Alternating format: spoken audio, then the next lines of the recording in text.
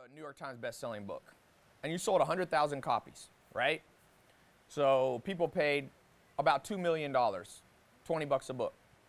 And you sell some of it as an ebook and sell some of it as an audiobook. So people go online and download it and watch it online. Is that a scam? Of course not. That's the wave of the future. Books are great, I love them. But I also realize that people are going online to get information. And it's no more a scam to pay for that than it is to pay for an audiobook or to read it on a Kindle or to, just read the information online. Now, is it a scam for the author to charge $20 a book for their New York Times best-selling book? Let's say you wrote a New York Times bestseller and you sell for 20 bucks. Right now, audiobooks also sell for $20. Is that a ripoff? No. The company has to make money. The author has to be paid back for his time. Servers' bills have to be paid. There's no scam to that. The real scam in this world is if you put money in and you don't get a return on your investment. People don't understand that it's not an expense if you make more back than what you put in.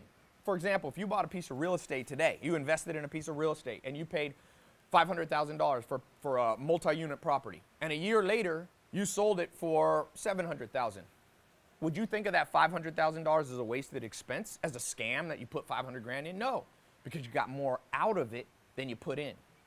This is basic ROI 101. This is the financial stuff they don't teach people at school. So we have a world like my friend. I was in Barnes & Noble, and this guy's always been trying to figure out how to make money, really struggles making money. And there was a book. I said, buy this book. It's by Charlie Munger. It's a $100 book. He got in, but I didn't tell him how much it was. He got to the cash register. She rang it up, the cashier, and I think it was $120 actually. And he said, Ty, I'm not buying this book. It's expensive. $120. He said, it's expensive. What is this? Why is this guy? It's just a few pages.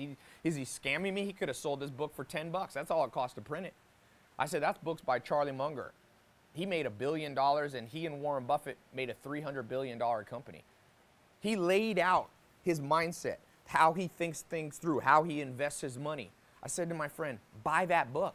He said, no, it's too much. It's too expensive. I said, how expensive is it to go through your whole life and realize you could have lived a better life? That's expensive. You'll never get those years back. And then I looked down at his shoes. So what kind of shoes you wearing? He said, I got some new Nikes. I said, how much do those cost? He said, about $100, $150. I said, what's the return on investment for your shoes? Because the day you buy them and start wearing them, they start decaying, they start degrading, they start depreciating. What can you sell a used pair of shoes for a year later that you paid 100 bucks for? 30 bucks maybe, if you could find a buyer? Or buying Nikes a scam? Sure, you get some value when you wear them, but there's no long-term profit.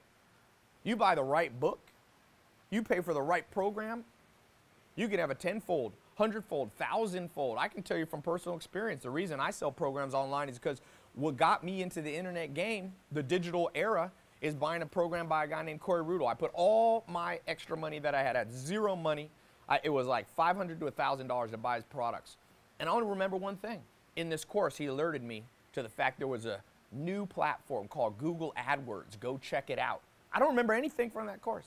So I went over to Google AdWords. At this time, I was making $0. I was unemployed. I had found a job in sales, but it was only commissions, and I didn't know how to make any money because I couldn't find leads. I couldn't find people to talk to. So I found this course, Corey Rudl. It came in the mail. It was before. Some of it was online. Some of it came in the mail.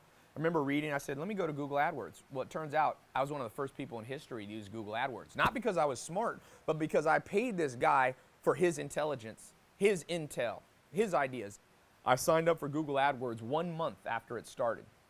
I began to spend $30 to generate a lead. $30. This is when I was in financial services. I worked for GE Financial, part of GE, the largest company in the world. And I shot from making no money to the #2 salesperson in the United States. The CEO of GE Financial called me up, John McGilchrist, from Atlanta, Georgia. He said, Ty, I got to talk to you. You're the youngest person who works for us. We're part of the largest company in the world, and you're now #2 in America. Are you doing something illegal? I didn't want to tell him what I was doing. I said, don't worry, John. I'm doing something perfectly legal. I had an advantage, a tactical competitive advantage that nobody else knew because I paid for the education and the knowledge to get it. I would spend 30 bucks. My average commission 6 months later on a sale was $1,500. Spend 13. Is that an expense? No, that's an investment.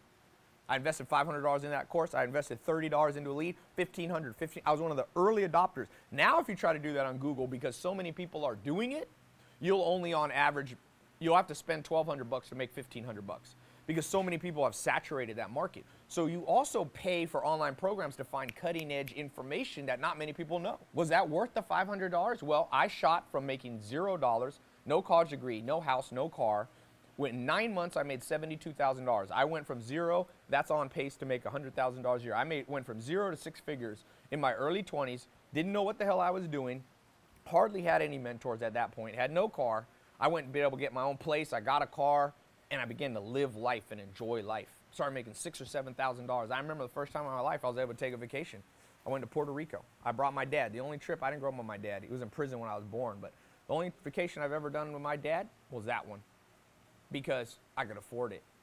Because I was willing to invest and put money in. So these people that say paid programs are BS and a scam, well, if they're a scam, don't sell any books. Don't sell any audio books. Because that's online. And their courses, maybe I'll just change the name of my programs to ebooks. 50% of the profit in books now comes from ebooks. I don't see anybody calling ebooks a scam. I find them convenient. I find them convenient. I find online programs to be convenient because I can just have my phone. I'm on an airplane. I didn't bring a book. I just log in and watch the information. Videos are also sometimes a better way to learn. Some people need to see it demonstrated. I have online programs with videos because sometimes I read that the #1 way people learn is visual and kinesthetic, where you see it demonstrated and you visually see it. Only about 10% of people learn by reading or audio. So audiobooks and video is the wave of the future. I actually happen to be one of the 10%. I think I can learn audio, but I realize that most people don't. So even though I read a lot, okay, I recognize that other people learn in different ways. So a lot of people out there knocking shit that they don't understand, and it's a sad thing because it's leading people astray. When you see somebody saying something like that, correct them. They might have good intentions, but they're leading people astray. It doesn't matter where you get your information from. It matters whether you'll have an ROI on the information. Warren Buffett says he'll spend any amount of money. He'll invest any amount of money if the ROI is there. He just bought an airplane parts company. He took $40 billion cash and invested it. Is he a fool? Or does he think he'll make more than $40 billion back? Was my friend wise or penny wise and dollar foolish to not buy that book, but be willing to buy $100, $150 shoes? Now, I like nice shoes, but if you look at my annual expenditures, I don't spend more on shoes than I do on information, knowledge. I'm hungry and thirsty to learn because I realize you got to stay on the cutting edge. Throughout history, the people on the cutting edge are the ones who make it. You want to make money, you want to be an entrepreneur, you better be on the cutting edge.